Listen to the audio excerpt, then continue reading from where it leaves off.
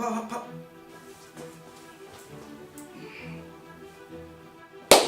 Alright guys, best of 2018, we're going to talk about all the movies that were good this year. Let's go into it. Alright.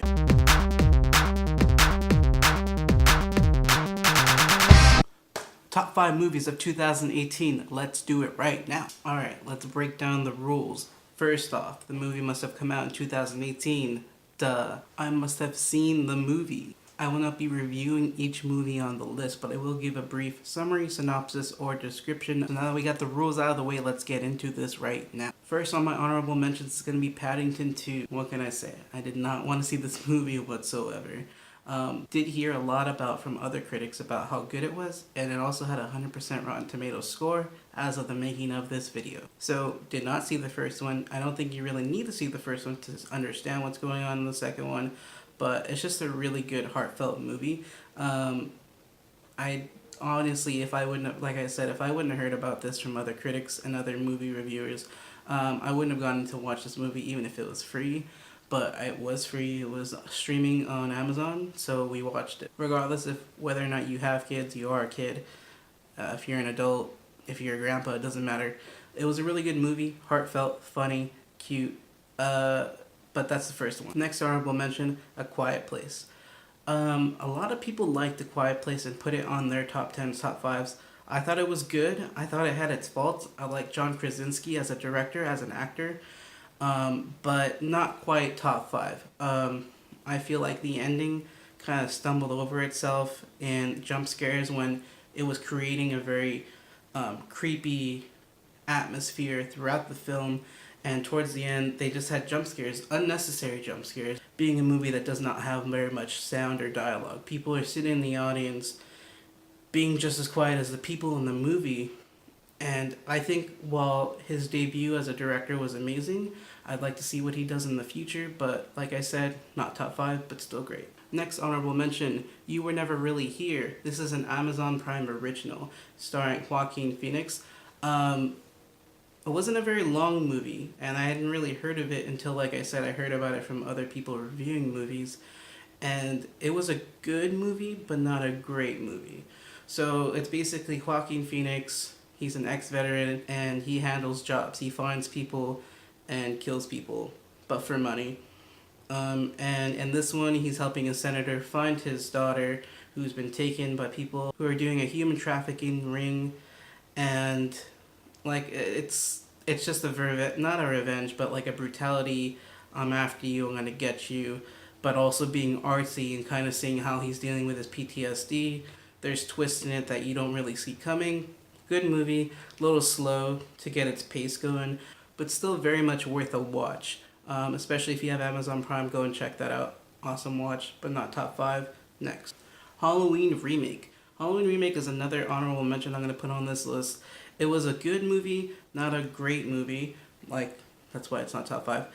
They basically did a actual sequel with John Carpenter's blessing of the original Halloween movie. Very good. It shows kind of like the progression in time from the original one to now. Jamie Lee Curtis is now a grandmother with a daughter who kind of resents her for teaching her how to shoot a gun, living in the middle of nowhere with this basement and traps all set up. If it just revolved around Jamie Lee Curtis and her family and that was it, I think it would have been great. But I think they tried to loop the grandkid into it and showed unnecessary side plots having to do with the granddaughter, and I get it, they're trying to set up probably a new sequel having to do with the granddaughter. We'll see if the next movies that come out, if movies come out from the Halloween franchise come out, are better, but we'll see next. My last honorable mention almost made the list. I wish I could have put it there, and it was between this one and number 5, and I went back and forth for a while on whether or not to put this on the list or put it right outside the list. I decided to put it right outside the list. Creed 2. Creed 2 was a really good movie. Great movie. Definitely a watch, especially if you like the Rocky franchise, and even if you don't.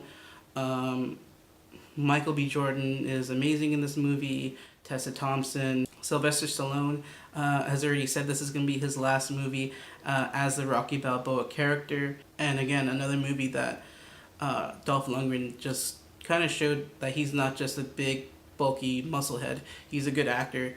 and this showed that. But all in all, very good movie, almost top 5, but not quite there. Alright, now that we talked about the movies that aren't on the list, let's talk about the movies that are on the list. Starting with number 5. Number 5 is Isle of Dogs, directed by Wes Anderson.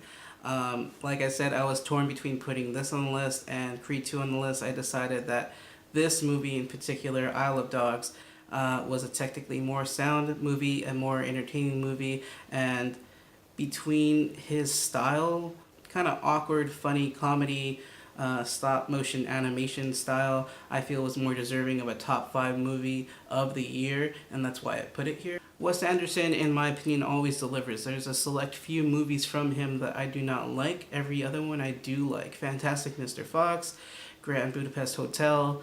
It was a great movie. And Isle of Dogs is no exception. This movie was great, very entertaining, awkwardly funny. Bill Murray comes in, Bryan Cranston, Scarlett Johansson, Edward Norton, Jeff Goldblum. The cast and the talent that's in this movie, it's just kind of amazing what Wes Anderson can bring to the table. Like I said, good movie, funny, go check it out. That brings us to 4 on the list. A movie that I also have a review on my list if you want to check that review out, but the movie is Spider-Man Into the Spider-Verse. Like I said in my review, visually stunning, humor where it needs to be humorous, heartfelt where it needs to be heartfelt. Miles Morales' introduction into the mainstream spotlight, and hopefully the movie that Sony sees as a first key to bringing Spider-Man and that Spider-Man property that they still own into the spotlight in their own way, instead of making another Spider-Man franchise or another Venom franchise.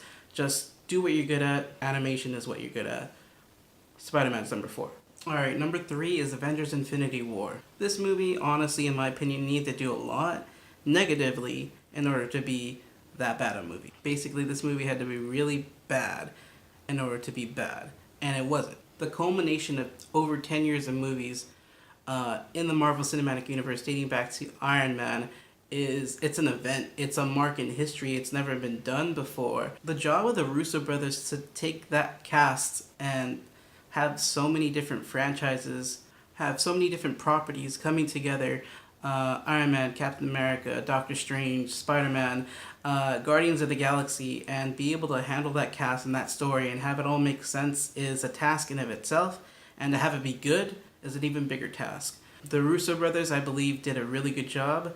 The only thing that I would say that didn't keep it from being number 1 on my list, I didn't really like the depiction of the Guardians in this movie. I just think that the Guardians overall, Star-Lord in particular, Peter Quill, could have been handled a little bit better, but overall, very, very good movie.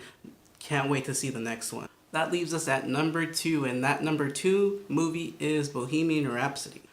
As you can see, I like Queen. It's at number 2 because it depicts, in my opinion, one of the best entertainers to ever live, and bringing that essence of that kind of a persona to the screen, as well as the music and the themes and like just the feeling it was coming out of the movie, is why I put it at number 2.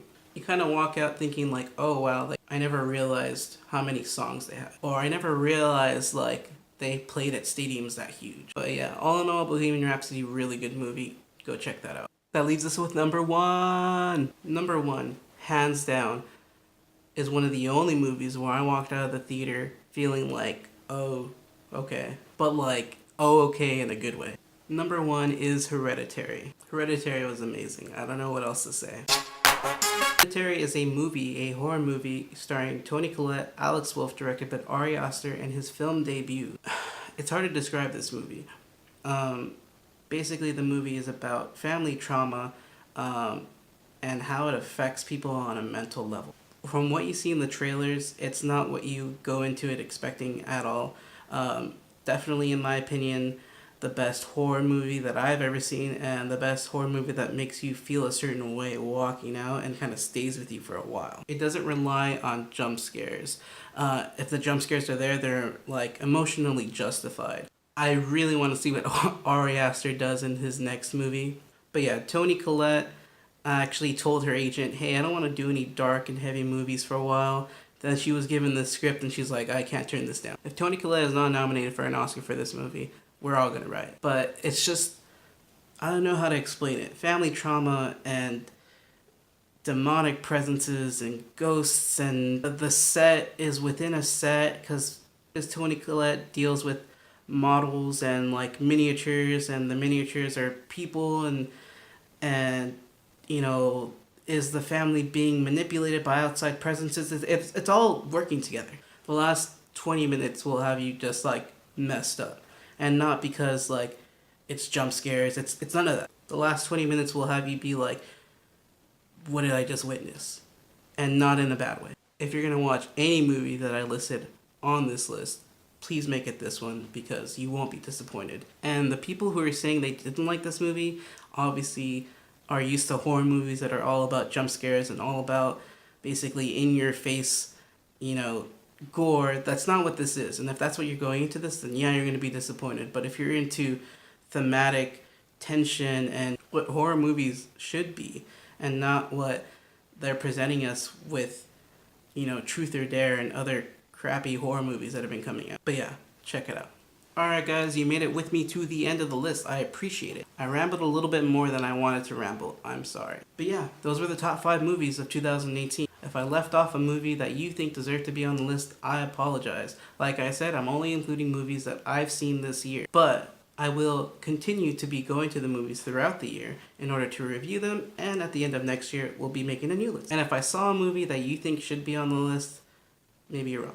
No, I'm just kidding. I mean, this is all based on opinions, so yeah. But yeah, guys, I hope you guys liked my video. I'm going to be doing a video about the worst 5 movies of the year as well. I hope you check that out. If you are not subscribed, what are you doing? Subscribe. If you're not subscribed, you should probably do that, like, right now. If you didn't like it, just hit the dislike button twice, so I know you really didn't like it. Anyways, FilmPhantoms, I hope that you guys check out my next video and my videos in the future. But I appreciate you coming around, and I'll see you guys next time. Peace!